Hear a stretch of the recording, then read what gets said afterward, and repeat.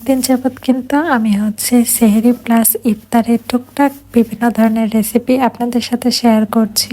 আর এখন যেহেতু ডেইলি অ্যাক্টিভিটিসের মধ্যে আমি অনেক কিছুকে স্কিপ করছি, যেহেতু রোজা চলছে, তো সে কারণে অনেক বেশি অলসতা লাগে। আমি সারাদিনে তেমন কোনো এক্সট্রা কোনো ভিডিও নিই না, জাস্ট রান্নাবান্নার টুকটাক একটু ভিডিও যেগুলো থাকে, তো সেগুলো আর কি আপনাদের সাথে শেয়ার করি।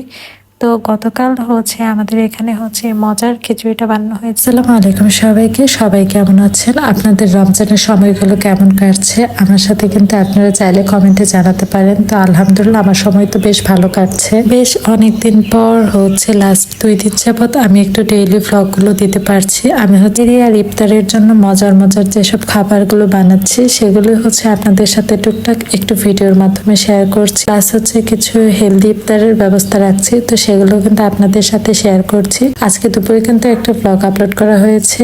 এটা একদম শর্ট একটা ব্লগ।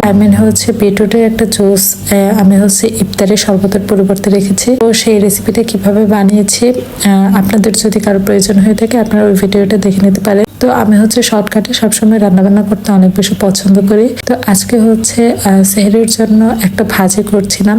এখানে আলু, দেশি আলু দিয়ে দেশি যে কাঁচা টমেটো, তো সেটাই ভাজি করে রাখছিলাম।